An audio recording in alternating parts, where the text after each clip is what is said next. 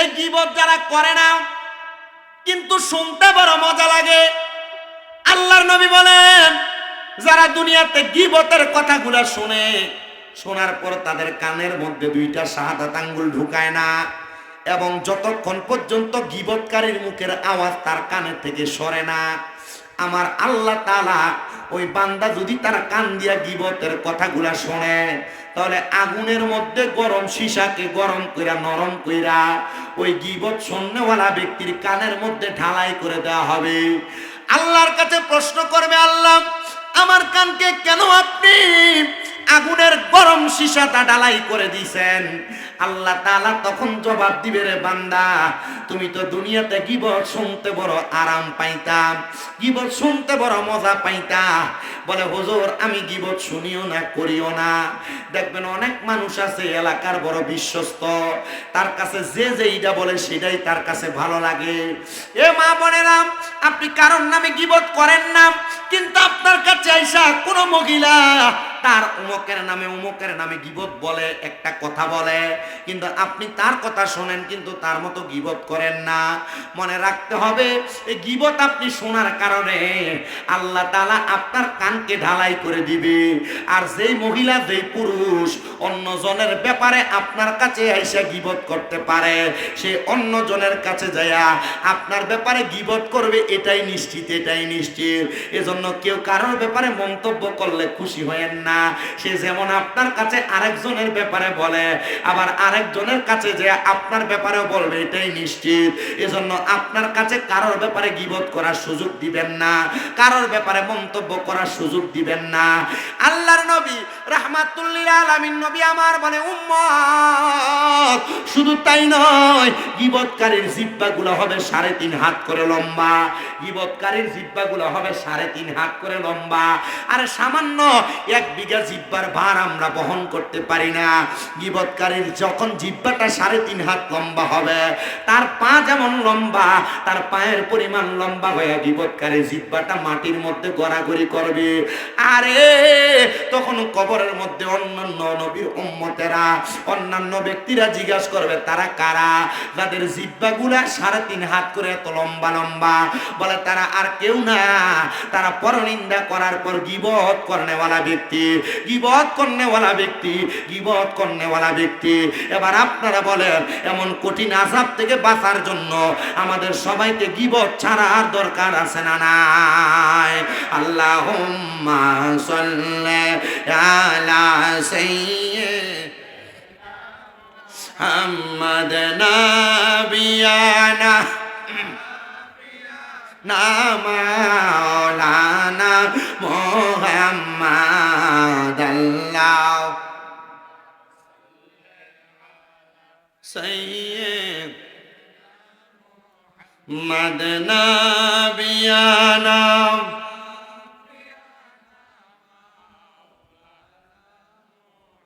আপনাদের কি দুরূদ শরীফ পড়তে কষ্ট হচ্ছে? দুরূদ শরীফের আরেকটা ওয়াক্য শোনাই। আপনারা কি কষ্ট করে বসতে আছেন না রাজি? আমি জানি না। এই তোমরা ফাঁকার সামনে থেকে সরো না।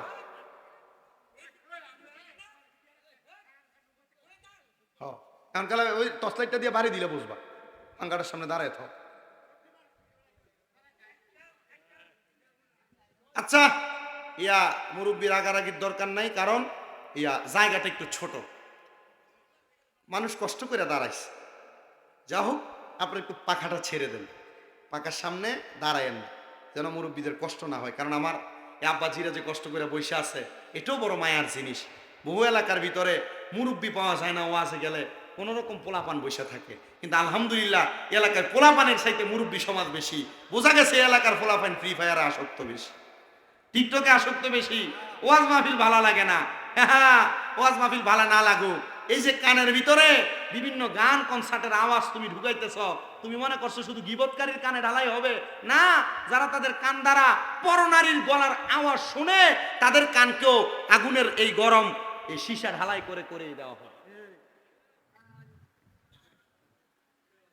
আমার মুসলমানেরা, দুরূদ শরীফের ব্যাপারে ছোট্ট একটা ওয়াক্য আপনাদেরকে শোনাই। আল্লাহর নবীর একজন প্রখ্যাত আশেকান, জিনার মনে বড় শখ ছিলেন উনি ইন্তেকালের আগে নবীর দিদার পাবেন। আপনাদের দিদার পাইতে মন চায়? কথা কন না, দিদার পাইতে মন চায়? নবী দিদার পাওয়ার একটা আমলের কথা বলে দিব আজকের ওয়াজ। আল্লাহর নবীর দিদার পাওয়ার জন্য কান্দেন। আর আমি নিজে গত বছর যখন মদিনা শরীফ গিয়েছি, মদিনা শরীফ যাওয়ার পর আমি আল্লাহর হাবিবের রওজার দিকে তাকায়া তাকায়া দোয়া করেছি, ওগো আল্লাহর হাবিব, আল্লাহ তাআলার অশেষ রহমতে আপনার রওজার সামনে আইসা দাঁড়ানোর ক্ষমতা আল্লাহ তাআলা আমারে দিছেন। কিন্তু নবীজি গো, আপনার রওজার সামনে যে দাঁড়ায় দাঁড়ায় সালাম দেই, কাফেররা আপনি নবীকে দেখেছে, মুনাফিকরা আপনি নবীকে দেখেছে, কিন্তু আপনি নবীর উম্মত আমি, যদি আমার মরণের আগে আপনি নবী আমি না দেখতে পাই, আমার তো কলিজা ঠান্ডা হবে না। ইয়া রাসূলুল্লাহ, ইয়া হাবিবাল্লাহ, আমার মরণের আগে একবার আপনি আপনার রওজা মুবারক থেকে আমারে দেখা দিয়েন। আল্লাহর নবী রাহমাতুল্লিল আলামিন নবীকে দেখার একটা উত্তম আমল, দুইটা উত্তম আমল। এক নাম্বার উত্তম আমল হলো সালাতুত তাহাজ্জুদের নামাজ, আর দুই নাম্বার উত্তম আমল হলো নবীজির উপর বেশি বেশি দুরূদ শরীফ আদায় করা। আর আশেক তো সুরে সুরে নবীকে দেখার জন্য কত সুন্দর লাগতেছে। মদিনা মদিনা আশেক মুমিনের ঠিকানা, বলেন মদিনা মদিনা আশেক মুমিনের ঠিকানা। হাইরে দিদার চেয়ে কাঁদো তোমরা, দিদার চেয়ে হও না নবীর দিওয়ানা। মদিনা মদিনা আশেক মুমিনের ঠিকানা, বলেন মদিনা মদিনা আশেক মুমিনের ঠিকানা।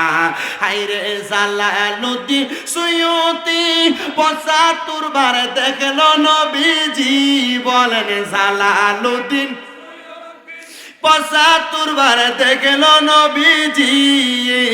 এতবার দেখিয়াও নবী, এতবার দেখিয়াও নবী, তৃপ্তি তাহার হলো না। মদিনা মদিনা আশেক মুমিনের ঠিকানা, বলেন মদিনা মদিনা আশেক মুমিনের ঠিকানা। হায়রে দিদার চেয়ে কাঁদো তোমরা, দিদার চেয়ে কাঁদো তোমরা, হও না নবীর দিওয়ানা। মদিনা মদিনা আশেক মুমিনের ঠিকানা, বলেন মদিনা মদিনা আশেক মুমিনের ঠিকানা। হায়রে কালো হাবশি বেলালে ভালোবাসলো ওই পাগলে, বলেন কালো হাবশি বেলালে ভালোবাসলো ওই পাগলে। ইসলামের প্রথম মুয়াজ্জিন, ইসলামের প্রথম মুয়াজ্জিন বানাইলেন রাব্বানা। মদিনা মদিনা আশেক মুমিনের ঠিকানা, বলেন মদিনা মদিনা। আমার মুসলমান ইমানদার, কেন মদিনায় যাবেন? আপনার কাছে আমি নবীর একটা হাদিসে মোবারকা শোনায়া দেই। আল্লাহর নবী বলে, মান যারা কবরি ওয়াজাবাত লাহু শাফাআতি ইয়াউমাল কিয়ামা, যেই ব্যক্তি আমি নবীর রওজা মোবারক জিয়ারত করলো, তার জন্য সুপারিশ করা আমি নবীর জন্য অত্যাবশ্যক হয়ে যায়। আরে নবী যদি আপনার জন্য সুপারিশ করে, আপনার জান্নাতে যাওয়া কেউ আটকাইতে পারবে না। ইয়া রাসূলুল্লাহ, নবী গো, ও দয়ার নবীজি, আপনি নবীর রওজা মোবারক বারবার জিয়ারত করতে পারি নাই। আমি আমার নবীজির রওজার সামনে দাঁড়ায়া দাঁড়ায়া তিনটা কথা বলেছি, ইয়া রাসূলুল্লাহ, আমি অল্প বয়সে আপনার রওজার সামনে আসছি, আলহামদুলিল্লাহ। দ্বিতীয় আমার আরেকটা আশা, আমি যেন আমার মা বাবারে নিয়ে আপনার রওজার সামনে আসতে পারি, আপনি দোয়াটা কবুল করেন। ও মায়ার নবী, বাংলাদেশে ওয়াজ মাহফিলে গেলে কত মানুষ নিয়ে ওয়াজ করি, তারা তো আপনি নবীর পাগল, আপনি নবীর উম্মত, আপনি নবীর আশেক, আপনি তাদেরকে একবার হইল মক্কা মদিনা দেখার সুযোগ করে দিয়েন। আমার মুসলমান, আমি কত মানুষ দেখছি মদিনা শরীফের দিকে তাকায়া তাকায়া চোখের পানি ফালে কান্দে। নবীজির ওই আশেক, উনি বলেন আমি সারাটা জীবন নবী নবী বলে কান্না করতেছিলাম, আমার বয়স 45 হয়ে গেছে, আমি নবীকে দেখার জন্য দুরূদ পড়ে পড়ে কান্দি, তাহাজ্জুদ পড়ে পড়ে কান্দি, কিন্তু আমার আল্লাহ তাআলা আমার নবীর দিদার আমার দেখায় না। হায়রে, যখন যখন আমার নবীর আমার দিদার দেয় না, আমি আমার আল্লাহ তাআলার কাছে বারবার কান্না করতে লাগলাম। আমার বয়স 45, আমি নবীর কাছে যখন বারবার কান্দি, আল্লাহর কাছে বারবার কান্দি, আমার নবীর দিদার যখন আমি পাই না, আমি বিবাহ করলাম না। আমি হঠাৎ একদিন 45 বছর বয়সে রাগান্বিত হইয়া আমি চিন্তা করলাম আর বলতে লাগলাম, 45 বছর বয়স পর্যন্ত যেহেতু নবী নবী বইলা ডাকছে, নবীর দিদার পাই নাই, আজকে আমি আর নবী নবী বইলা ডাকবো না। তিনি বলেন, আমি যখন ওই দিন নবীরে না ডাইকা তাহাজ্জুদ নামাজ না পইরা আমার ঘরের মধ্যে ঘুমায়া গেলাম, এমন টাইমে আমি দেখলাম আমার একটা অন্ধকার ঘর নূরের আলোতে ঝলমল ঝলমল করতেছে। আমি আমার এই ঘরটা দেখলাম, আমি নূরের আলোতে চোখ খুলতে পারতেছি না। আমি হঠাৎ করে তাকিয়ে রইলাম, কিন্তু আমার এমন আলো আমার চোখের মধ্যে লাগে, আমি বুঝতে পারলাম না এটা কিসের আলো, যে আলোর কারণে আমার চোখটা খুলতে পারতেছি না, আর চোখে আমি দেখতেছি না। আমি প্রশ্ন করলাম, কে আমার ঘরের মধ্যে তোমরা আলো জ্বালাইলা? আমার কেউ কোনো জবাব দেয় না। আমি হঠাৎ করে তাকিয়ে দেখলাম সাদা রঙের পোশাক পরা, মুখের উপরে কাপড় দেওয়া, আমার সামনে আইসা আমার মাথাটার মধ্যে হাতটা বুলিয়ে দিতেছে। প্রশ্ন করলাম, কে আপনি? উনি আমার জবাব দেয়, হে আমি নবীর আশিক, হে আমি নবীর প্রেমিক, যেই নবীকে দেখার জন্য প্রত্যেক দিন তাহাজ্জুদের নামাজ আদায় করতা, যেই নবীকে পাওয়ার জন্য সব সময় দুরূদ শরীফ আদায় করতা, আমি সেই রাহমাতাল লিল আলামিন নবীজি। তুমি উম্মতে মুহাম্মদীকে দেখার জন্য তোমার ভাঙ্গা ঘরের মধ্যে হাজির হয়ে গেছি। ইয়া রাসূলুল্লাহ, নবী, এতদিন পর্যন্ত আপনাকে এত টাকা ডাকলাম, আপনি আমার কাছে আসলেন না। ইয়া রাসূলুল্লাহ, এত ইবাদত করলাম, আপনি নবীর দিদার পাইলাম না, কিন্তু আজকে যে আমি ডাকলাম না, জিদ করে রাগান্বিত হয়ে ঘুমায়া গেলাম, আপনি নবী দেখা দিলেন। আমার নবী ডাক দিয়া বলতে দেন, রে আমার পাগল, তুমি যখন আমি নবীকে মোহাব্বত করে করে ডাকতা, আমি নবী রওজা মুবারকের মধ্যে থেকে থেকে তোমার মধুর কণ্ঠের আওয়াজ শুনে শুনে আমি নবীর কলিজা ঠান্ডা হইয়া যাইতো। ওরে শুনছনি রে জংলার পাখি, আরে কেন করো ডাকা ডাকি, আরে জঙ্গলে থাকিয়া বুঝি দেখছো নবীরে, বলেন জংলাতে থাকিয়া বুঝি দেখছো নবীরে। ইয়া রাসূলুল্লাহ, শুধু নাম শুনি কানে, বলেন ইয়া রাসূলুল্লাহ, শুধু। এগুলো কিন্তু আমার এই বয়স্ক বাবারা, আপনাদের পূর্ববর্তী বয়স, আপনারা এগুলো অনেক শুনছেন, কিন্তু এখন এগুলো বন্ধ। এখন বিয়ে বাড়িতে ডিজে পার্টির কনসার্ট আর গান বাজনা, আগে বাড়িতে বাড়িতে কোরআন তেলাওয়াত সবিনা খতম হইতো, এখন সব বন্ধ হয়ে গেছে। কোরআন তেলাওয়াত আর সবিনা খতম, সকালে মাইক লাগাইলে কারে কি লাগায় রাখছে, বন্ধ করে ঘরে নিরাল ফললো তো আল্লাহ সওয়াব দেয়। কথা কন না, এগুলা বন্ধ এখন। শুনছনি রে জংলার পাখি, আরে কেন করো ডাকা ডাকি, হায়রে জংলাতে থাকিয়া বুঝি দেখছো নবীরে, বলেন জংলাতে থাকিয়া বুঝি দেখছো নবীরে। ইয়া রাসূলুল্লাহ, শুধু নাম শুনি কানে, বলেন ইয়া রাসূলুল্লাহ, শুধু। আমার মুসলমান ইমানদার, ওই আল্লাহর বান্দা বলি, ইয়া রাসূলুল্লাহ, ইয়া হাবিবাল্লাহ, নবী গো, আপনি নবীর চেহারা মুবারকটা একবার আমার দেখান। অন্যায় হয়েছে, আর কোনোদিন আপনি নবীকে স্মরণ করা ছাড়া আমি নিদ্রাতে যাব না, আপনি নবীর দুরূদ পড়া ছাড়া আমি ঘুমাইতে যাব না। আমার নবী বলেন, ঠিক আছে, আমি নবী তোমার জন্য আল্লাহর দরবারে দোয়া করলাম। এই কথা বলে আমার নবী যখন ফিরে যায়, সে ডাক দিয়া কই, ইয়া রাসূলুল্লাহ, ও মায়ার নবী গো, আপনি নবীর চেহারা মুবারকটা তো আমার দেখাইলেন না। নবী আমার বলে উম্মত আমি নবীর চেহারা মুবারক এত তাড়াতাড়ি দেখতে পারবা না, আমি নবীর এমন ভাবে স্মরণ করবা আমি নবী নিজেই তোমার চেহারা মুবারক দেখাবো। তবে বয়স যেহেতু 45 হয়ে গেছে, আমি নবী তোমার কাছে একটা ওসিয়ত করলাম। কি ওসিয়ত? বাবারে এখন তুমি বিবাহ করো, সংসার করো। ইয়া রাসূলুল্লাহ, ইয়া হাবিবাল্লাহ, আমি বিবাহ করলে সংসার করলে তো আপনি নবীর দুরূদ বেশি পড়তে পারবো না, আপনি নবীরে বেশি বেশি স্মরণ করতে পারবো না। আল্লাহর নবী ডাক দিয়া কই, এ পাগল, যদি বিবাহ করার পরে আল্লাহ তাআলা তোমার হাতে একটু সময় দেয়, ওই অল্প সময় দিয়া আমি নবীরে মুহাব্বত নিয়ে স্মরণ করবা। আমি নবীরে কেউ যদি মুহাব্বত নিয়ে স্মরণ করে, আমি নবী রহমাতাল লিল আলামিন নবীজি সে কোন জায়গায় বসে আমি নবীরে স্মরণ করে, আমি সেই জায়গা চিনি। কে আমি নবীকে স্মরণ করতেছে আমি তার নাম জানি, আমি তার বাবার নামও জানি। বলে হুজুর আমার নবীর উপর দুরূদ পড়লে না ফেরেশতারা নিয়ে পৌঁছায়। হ্যাঁ হ্যাঁ, এটাও একটা হাদিস, ওইটাও একটা হাদিস। আমার নবীর প্রতি কেউ যদি দুরূদ পড়ে, এই দুরূদটা ফেরেশতারা নিয়ে পৌঁছায়। কিন্তু আমার নবীর প্রতি কেউ যদি মুহাব্বতে দুরূদ পড়ে, আমার নবীকে আমি তারে চিনি, তার বাবার নামও জানি। সে ডাক দিয়ে ইয়া রাসূলুল্লাহ, বুঝতে পারলাম এমন কোন হাদিসের আমল হবে যে হাদিসের আমলের মাধ্যমে আপনি নবীর দুরূদ আদায় করাটা আমার জন্য ইবাদতে মশগুল হবে। আমার নবী বলেন, আনাস ইবনে মালিক রাদিয়াল্লাহু তাআলা আনহুর হাদিস। আনাস ইবনে মালিক রাদিয়াল্লাহু তাআলা আনহু আমার নবীকে প্রশ্ন করে, ইয়া রাসূলুল্লাহ, আপনি নবীর প্রতি আমি কত দুরূদ আদায় করব?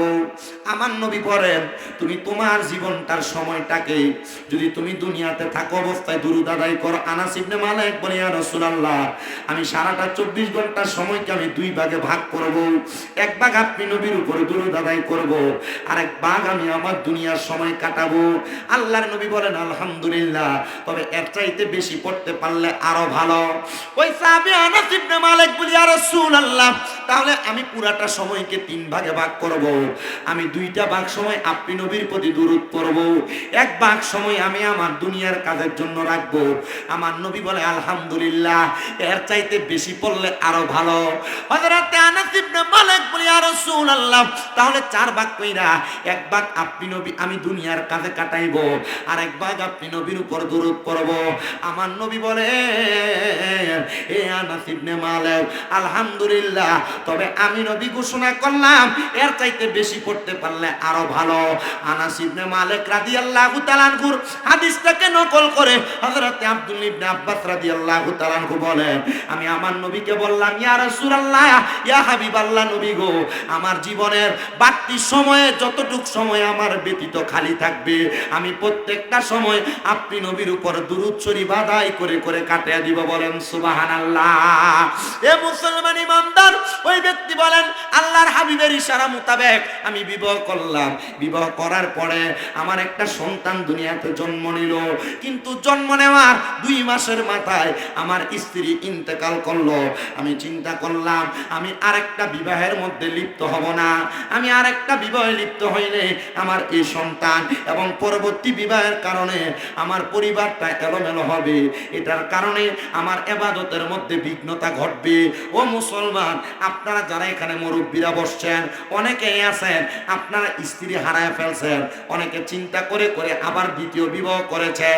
দ্বিতীয় বিবাহ করা স্ত্রী ইন্তেকালের পরে এটা গুনার কাজ নয়, ভালো কাজ, সওয়াবের কাজ। তবে আল্লাহর হাবিব সাল্লাল্লাহু আলাইহি ওয়াসাল্লাম নবী বলেন, কোন পুরুষ অথবা মহিলার স্বামী পুরুষের স্ত্রী মারা যাওয়ার পরে ওই পুরুষ যদি তার স্ত্রীর কথা মুহাব্বত মনে নিয়া আর কখনো বিবাহ না করে, আল্লাহর দরবারে তার স্ত্রীর জন্য দোয়া করে, আমার আল্লাহ তাআলা ওই স্ত্রীটাকে 40 জন জান্নাতের হুর গিলমানের সর্দারিনী বানায়া ওই পুরুষের খেদমতে জান্নাতের মধ্যে হাজির করায়া দিবে। জোরে জোরে বলেন সুবহানাল্লাহ। আর কোন মহিলা স্বামী ইন্তেকাল করার পরে ওই মহিলা যদি তার স্বামীর কথা চিন্তা করে আর বিবাহ না বসে, আল্লাহর নবী বলেন, ওই মহিলা যদি তার সন্তানদেরকে মায়া করে, সন্তানের উপর আদরের নজর দেয়, আদরের হাত বুলিয়ে দেয়, আমার আল্লাহ তাআলার রহমতের ছায়া ওই মহিলাকে দান করেন। আরো জোরে কর না। ওই দিন গত কয়দিন আগে আমি ওয়াজ করে আসছি রাঙ্গামাটি, এই ওয়াজ যখন করলাম, এই গত মনে হয় 4-5 দিন আগে এক লোক ফোন দিতে, হুজুর আপনি যে ওয়াজ করে দিয়ে গেছেন, এখন আমার আব্বা উনি তো বিবাহের জন্য লাফায়, এই ওয়াজটা আমার আব্বার একটু শোনান। আমি কইছি এটা তো ভালো জিনিস বেড়া, বিয়ার লাগে লাফায়। তোর আম্মা কই? হুজুর মারা গেছে। আমি কই আব্বা বিয়ে করতে মন চাই, তো বিয়ে করো না কেন? আপনি চিন্তা করতেছেন হুজুর বিয়ার অনুমতি দিতেছেন। বর্তমান সমাজের ছেলেরা চাইলেই মা ইন্তেকালের পরে বাপরে বিয়ে করাইতো না, চিন্তা করবো কি মাগো বিয়ে করলে আরেকটা ছেলে মেয়ে যদি হয়, যদি সম্পদের ভাগ দেওয়া লাগে, কথা কই না, তুমি শরিয়া বিরোধী কাজ করবা। তোমার আম্মা যান প্রাপ্ত বয়স্ক, তোমার আব্বা অ্যাক্সিডেন্টে মারা গেছে, তুমি তোমার আম্মাকে চাইলে বিবাহ দিতে পারবা। আমি ওই দিন একটা নিউজ দেখে আমি খুব খুশি হয়েছি, ছেলের বয়স মনে হয় 17 থেকে 18, তার আব্বা ইন্তেকাল করছে বিদেশে। সে তার আম্মা জানির ইদ্যত 4 মাস 10 দিন শেষ হওয়ার পর সে নিজে পছন্দ করে তার আম্মার কাছে বলছে, আম্মা আপনি চাইলে ওনাকে বিবাহ করতে পারেন। আপনার কাছে মনে হবে এই মহিলা মনে হয় কত খারাপ, স্বামী ইন্তেকাল করছে বিয়ে বসে ফেলছে। আমাদের সমাজে এটাকে কোন নজরে দেখে? আরে না মিয়া, যদি এই মহিলার শরীরের যৌবনত্বের পাওয়ার থেকে মহিলা বিবাহ বসতে পারবে।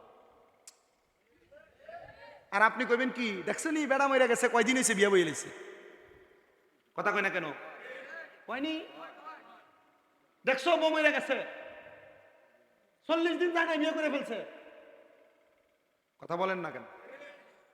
যদি কোনো পুরুষ মানুষ মনে করে যে তার স্ত্রীর জন্য ধৈর্য ধরে থাকবে, পারবে।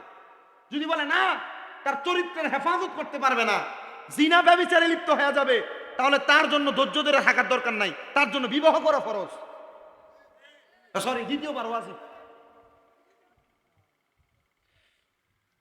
আমার মুসলমান ইমানদার নাম, তিনি বলেন আমার স্ত্রী ইন্তেকাল করার পরে আমি আর দ্বিতীয় বিবাহ করলাম না। শর্ত হলো আমি যদি দ্বিতীয় বিবাহ করি আমার ইবাদতে ব্যাঘাত ঘটবে। উদ্দেশ্য ভালো, উদ্দেশ্য কি? আমার ইবাদতে ব্যাঘাত ঘটবে। পর্দার অন্তরালের মহিলারা চিন্তা করবো, দেখ শুনি হুজুর এটা কেমন ওয়াজ করে, এ ওয়াজ তো কোনোদিন বাপদাদার গো তো শুনি নাই। না গো মা, ইসলামী শরীয়ত আপনি শোনেন আর না শোনেন এটা আপনাকে মানতে হবে। এই যে পুরুষ মানুষের টাকার অভাব নাই, একটা স্ত্রী আছে, তার যেই অর্থ সে চাইলে 2-3টা স্ত্রী লালন পালন করতে পারবে। বাংলাদেশের মহিলাদের এমন স্বভাবে রূপান্তর হয়ে গেছে, এরা কখনো তাদের স্বামীকে দ্বিতীয় বিবাহের অনুমতি দিবে না। এ মা, আপনি অনুমতি দেন আর না দেন, ইসলামী শরীয়ত তাদেরকে বিবাহ করার আদেশ দিয়েছে যদি সামর্থ্যবান হয়, যদি ইনসাফ করতে পারে। কিন্তু মহিলারা স্বামীকে অন্যের কাছে বিবাহ দেওয়ার জন্য আর একটা সতীন করে আনবে চিন্তা করে বিবাহ দেয় না। ভাগ বেশি দেওয়া লাগবে, স্বামী বেশি সময় তার কাছে কাটাবে। কিন্তু মহিলা জানে না, যদিও 2টা বিবাহ স্বামীকে করাইতে পারে, স্বামীটা অন্য আরেকটা তৃতীয় মহিলার দিকে তাকাবে না। 2টা মহিলাকে কন্ট্রোল করতে যায় সে তার সংসারের বেড়াজালে আটকে থাকবে, আর সংসারের বেড়াজাল তাকে গুনাহ থেকে বাঁচিয়ে রাখবে। মারহাবা পড়েন না মারহাবা। কিন্তু মা বোনেরা রাগ করতে পারে না, মুজিরা রাগ করার কোনো কিছু নাই। ইসলামী শরীয়ত মানলে আপনার লাভ, না মানলে আপনার লস। মানবেন কিনা আপনার ব্যাপার। উনি বলেন আমার ইবাদতের বিঘ্নতা ঘটবে, জন্য আমি আর বিবাহ করি নাই। ওনার সন্তানকে উনি আস্তে আস্তে করে লালন পালন করতে লাগলেন। সন্তানের বয়স যখন 13 বছর, সন্তান ডাক দিয়ে বলেন আমি আমার জন্মের পর থেকে আমার আব্বাজানকে দেখে এসেছি, আমার আব্বাজান শুধু ইয়া রাসূলুল্লাহ সাল্লাল্লাহু আলাইকা ইয়া রাসূলুল্লাহ বলে বলে কান্না করে আর জিকির করে। জিজ্ঞাসা করলাম হে আব্বাজান, নবী নবী বলে বলে আপনি কেন বারবার ডাকেন? আপনি কি নবীর জন্য এত পাগল, নবীর জন্য এত দেওয়ানা?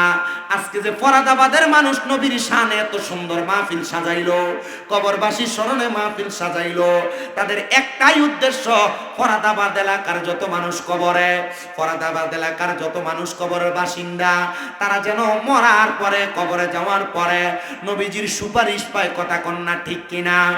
সন্তান বলে আব্বাজানকে বললাম বাবা আপনি নবীকে পাওয়ার জন্য হয়তো বারবার নবী নবী করেন, নবীর উপর দুরূদ পড়েন, তাহাজ্জুদের ইবাদত করেন। বলে হ্যাঁ। এ আব্বা ঠিক আছে, আপনি যেহেতু দুরূদ পড়েন আমি পাশের ঘরে যা একটু আরাম করি। সন্তান বলে আমি আমি যদিও পাশের ঘরে থাকতাম, তবুও আমার আব্বাজানের দুরূদ শরীফের আওয়াজ আমি শুনতে পাইতাম।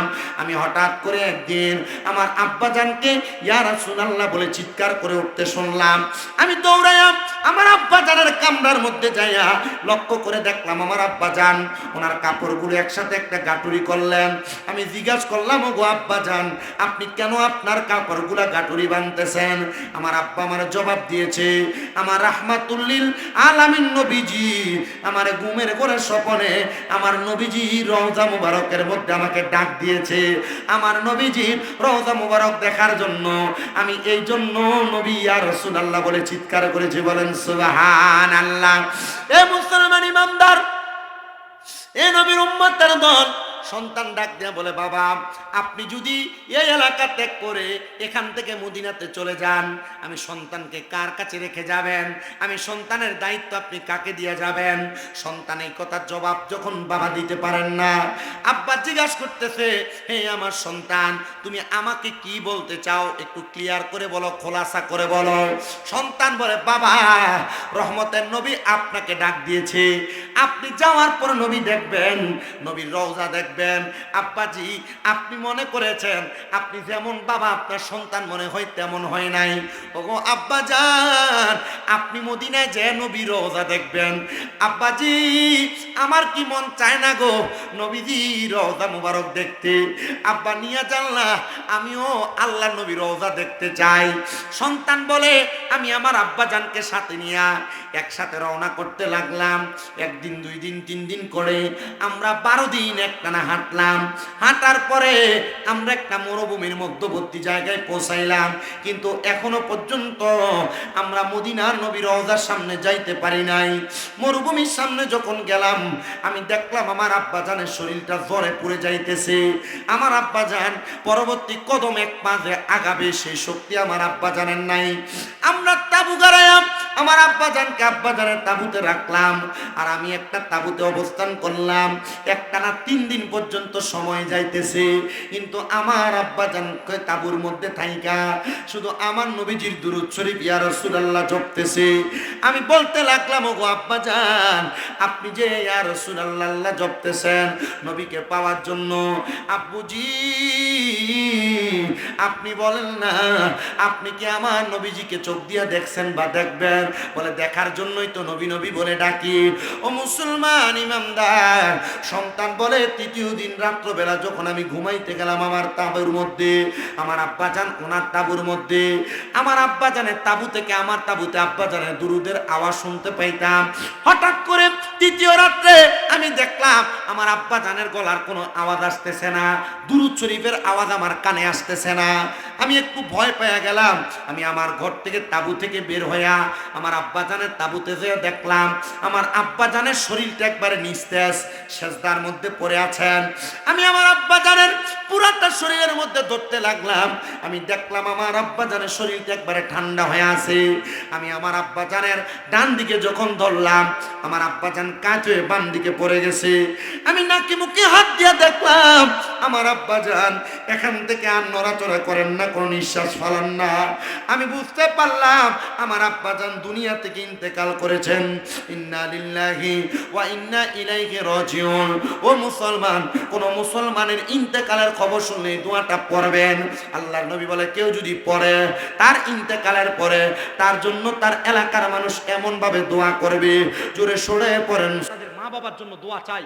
আমি 1.5 ঘন্টা 1 ঘন্টা 40-45 মিনিটের উপরে কথা বলতেছি। এই কথার মাঝখানে শেষ করে দেওয়ার আগ মুহূর্তে দোয়া করার আগে কয়েকজন চাই যারা, হুজুর আমার মা কবরে। আরে বাবা, মা বাপ যদি বাইচা থাকতো, যদি আপনি মাসে 1000 টাকার ফল কিনা খাওয়াইতেন, 12 মাসে 12। আমি 10 জন সন্তান চাই, হুজুর মা বাপ থাকলে খাওয়াইতাম। আমি 10,000 টাকা আমার মারে ভালোবাসে কবরস্থানের উন্নতি কল্পে নগদ দিয়ে দিব। নগদ পারবো না, 2 মাস পর, 5 মাস পর, 1 বছরের মধ্যে এই কবরস্থানের উন্নয়নে আমি 10,000 টাকা দিব। আছেন একজন সন্তান, হাতরা বাড়ায় বলবেন, হুজুর আমার মা নাই, আমার বাবা নাই, মা বাপ থাকলে আমি আমার মা বাবার জন্য খরচ করতাম। আরে বাপ যদি খাওয়াইতেন, মা বাবার পেছনে কি 2-3 হাজার টাকা মাসে খরচ হইতো না? 2000 টাকা করে খরচ হইলো তো 24,000 টাকা লাগতো। একটা সন্তান আসেননি, 10,000 টাকা দিবেন। মা নাই, দোয়া চাই। বাবা নাই, দোয়া চাই। 10,000 টাকা না পারলে লেখায় যাবেন, 1 মাস, 2 মাস, 5 মাস, 6 মাস পরে দিবেন। 10,000 টাকা দেওয়ার মতো কেউ কি আছেন? একজন সন্তান। ফরাদাবাদ এলাকার অনেক মানুষ এখানে আছেন, আমি জানি না তাদের মা কবরে বাবা কবরে। একজন মানুষ হাতরা তুইলা করবেন, হুজুর আমি 10,000 পারতাম না, আমি 5,000 টাকা আল্লাহর রাস্তায় কবরস্থানের জন্য দান করব। 1 নাম্বার, একজনে হাত তুলে মারহাবা, নারে তাকবীর, নারে রিসালাত। আল্লাহ কবুল করো, মঞ্জুর করো। আলম মিয়ার ছোট ছেলে আব্দুর রহমান, উনি দোয়া চেয়েছে, দান করে দিয়েছেন 5,000 টাকা। আল্লাহ আব্দুর রহমানকে কবুল মঞ্জুর করো। আল্লাহর নবীর 2টা প্রিয় নামের একটা নাম আব্দুর রহমান। আল্লাহ আব্দুর রহমানের মনের নেক আশা পূরণ করো। আল্লাহ যে আশা করে দান করেছে 5,000 টাকা, আল্লাহ দানের হাদিয়া সোনার মক্কা মদিনায় পৌঁছাও। আব্দুর রহমানের আব্বার কবরটারে জান্নাতের বাগান বানাও কোন আমিন। 2 নাম্বার, বাবা আপনার নাম কি? ইদ্রিস মিয়া। আব্বা আম্মা আসেনি? আব্বা আম্মা নাই, আল্লাহ কবুল করো, মঞ্জুর করো। জনাব মোহাম্মদ ইদ্রিস মিয়া দান করে দিলেন আল্লাহ কবরস্থানের উন্নয়ন করবে 5,000 টাকা। আল্লাহ ইদ্রিস মিয়ার বংশের কবর আযাব মাফ করো, হায়াতে রিজিকে বরকত দাও, মনের নেক নেক আশাগুলো পূরণ করো। আল্লাহ ইদ্রিস মিয়ার মক্কা মদিনা না দেখে মরণের ডাক দিও না। এরপরে 3 নাম্বার আছেন নাকি একটা ধন্য মায়ের ধন্য সন্তান, ধন্য বাবার ধন্য সন্তান, দান করবেন কবরস্থানের উন্নয়ন করবে 5,000 টাকা। 3 নাম্বার, এই যে পাইছি একটু আব্বা 5,000 করে বহুত মানুষ আছে। দৈন্য নাম কি? ফেরদৌস ভাই। এটা আপনার নাম কি?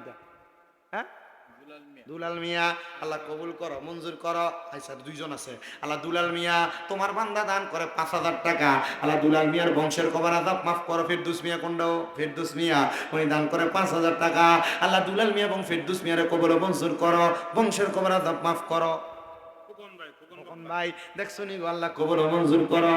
দুলাল মিয়া, ফেরদৌস মিয়া, খোকন মিয়া তারা দান করে 5,000 করে। আল্লাহ কবুল করে মঞ্জুর করো। তাদের 3 জনের মনের নেক নেক আশাগুলো পূরণ করো, বংশের কবর আযাব মাফ করো, কামাই রুজি হায়াতে রিজিকে বরকত দান করো। আল্লাহ মনের নেক নেক আশা পূরণ কইরা মক্কা মদিনা বারবার তাওয়াফ জিয়ারত নসিব করো। কে দিবেন আছেন নাকি? 6 নাম্বার 5,000 টাকা। 10 জন লোক 5,000 করে পায়ে গেলাম 5 জন। 6 নাম্বার আসেননি একজন, হুজুর আমার মা নাই, আমার বাবা নাই, আম্মা আব্বার জন্য দোয়া চাই। পারলে এখন দিবেন, না পারলে 2 মাস পর দিবেন, না পারলে 5 মাস পরে দিবেন। হাত তুলবেন, নাম লেখাইবেন, আপনার জন্য দোয়া করা হবে। যদি দেওয়ানের আগে মইরা যান, আল্লাহর কাছে দোয়া করুন, আল্লাহ আপনার জন্য মাফ করে দেয়। একজন আছেন 6 নাম্বার, 5,000 টাকা কবরস্থানের উন্নতি কল্পে দান করবে। বাবাকে তোমরা কাবা জানিও, মদিনা জানিও মাকে, যদি গো তারা বেঁচে থাকে। নবী বলেন আমি সেবি নাই, সেবিতে পারি নাই, সেবিও আমার উম্মত, সেবিও আমার উম্মত। বাবারও মুখেতে মায়ের মুখেতে যে তুলে দিবে খানা, রাজি থাকে রাব্বানা। নবী বলেন আমি করি নাই, করিতে পারি নাই, করিও আমার উম্মত, করিও আমার উম্মত। আল্লাহ কবুল করো, মঞ্জুর করো। জনাব মোহাম্মদ হক মিয়া সাহেব উনি দান করে দিলেন 5,000 টাকা। আল্লাহ 6 নাম্বার সাদা গরিবে আমাদের 6 শরীফের মোহাব্বতে হক মিয়া দান করে দিয়েছেন 5,000 টাকা। আল্লাহ হক মিয়ার বংশের কবর আযাব মাফ করো, বিপদ আপদ থেকে মুক্ত করো, অভাব অনটন দূর করে হালাল রিজিক ভক্ষণ করার তৌফিক দাও, জোরে কোন আমিন। এরপর আসেননি 7 নাম্বার 5,000 টাকা দেওয়ার মতো। 7 নাম্বার আল্লাহর 7টা জাহান্নামের আগুন থেকে বাঁচার জন্য আসেননি 7 নাম্বার দেওয়ার জন্য 5,000 টাকা দান করব। 7 নাম্বার, হে রাসূল তোমায় ভালোবাসি অন্তরে শুধু মুখে না, জান্নাতের আশায় নয় হে রাসূল, জাহান্নাম কেউ ডরি না। তোমায় পাওয়ার আশায় মন ছুটে যায় মদিনা, এই সুর যদি শুনে থাকো, একবার দেখা দাও না হে রাসূল তোমায় ভালোবাসি অন্তরে শুধু মুখে না জান্নাতের আশায় নয় হে রাসূল জাহান্নাম কেউ ডরি না। আসেননি 7 নাম্বার আল্লাহর 7টা জাহান্নামের আগুন থেকে বাঁচার জন্য দান করবেন 5,000 টাকা। নাম ও আলম মিয়াকু মারহাবা আল্লাহ কবুল করো মঞ্জুর করো। জনাব মোহাম্মদ আলম মিয়া উনি লেখাইছেন আল্লাহর হস্তে 5,000 টাকা আল্লাহ কবুল মঞ্জুর করো। 8 নাম্বার তোমার বান্দা যে আশা করে দান করছে 7 নাম্বার আল্লাহ কবুল মঞ্জুর করো।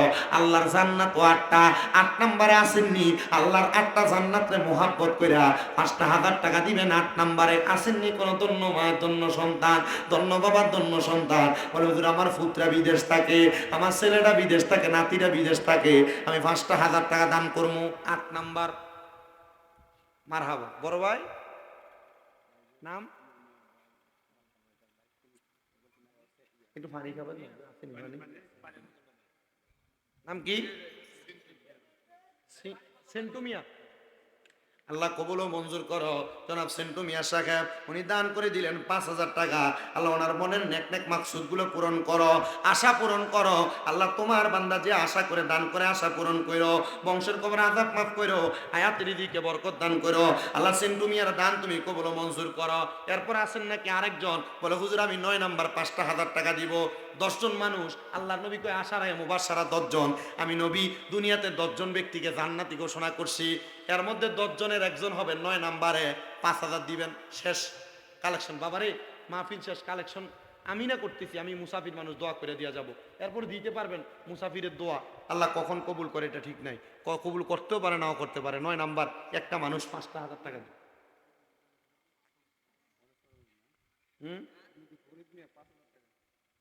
ফরিদ মিয়া কই এটা কই ফরিদ ভাই খলিল সাহেব মারহাবা কন্যা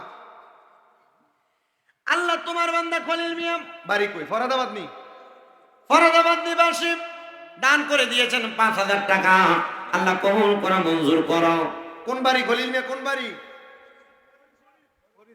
ফরিদ না খলিল ফরিদ সাহেব আমি দোয়া করি খলিল মিয়া লেগে খলিল মিয়া আসেনি আমার নামের একটা 5,000 টাকা দিয়া লাইব এমন খলিল মিয়া আও শেষ বালাদার সব বালাও বলে তার মানছে কয় আমি শুনি ইয়া 10 নাম্বারে 5,000 টাকা দেওয়ার মতো আসেননি বলে হুজুর আমি দান করে দেবো 5,000 টাকা 10 নাম্বার শেষ। ফরিদ মিয়ার পরে 10 নাম্বারে 5,000 টাকা দেওয়ার মতো আর নাই একটা মায়ের ছেলে বলে হুজুর আমি ধন্য মায়ের ধন্য সন্তান ধন্য বাবার ধন্য সন্তান আমি 5,000 টাকা আল্লাহর রাস্তায় দান করব আর আসেনি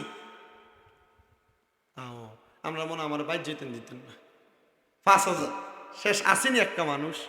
আমি একটা গজল গামু 5,000 টাকা যদি দেন একটু মোহাব্বতে একটা গজল গাইতাম একটা মানুষ বলে আমি 5,000 টাকা দিতাম আসেনি আর কেউ দেওয়ার মতো 5,000 আমি তাহলে ফয়জনে গজলটা গাই আপনারা রেডি হইয়ান মানে এতটা কত হুজুরে দা আনছি টিহা দিয়ে আনছি আমরা মিন্নত করে এরপরে না কালেকশনের টিহা দিতাম তাহলে একটু মোহাব্বতে আমার সাথে পড়েন আমার দয়াল নবীজি আমার মায়ার নবীজি আমায় একটু দিদার দিতে হয়ে যাও রাজি আমার দয়াল নবীজি আমার মায়ার নবীজি আমায় একটু দিদার দিতে হয়ে যাও রাজি কে যাও তুমি মদিনাতে ও নৌকার মাঝি যার কাছে যাইবা আমি তাহারে খুঁজি আমার দয়াল নবীজি আমার মায়ার নবীজি আমায় একটু দিদার দিতে হয়ে যাও রাজি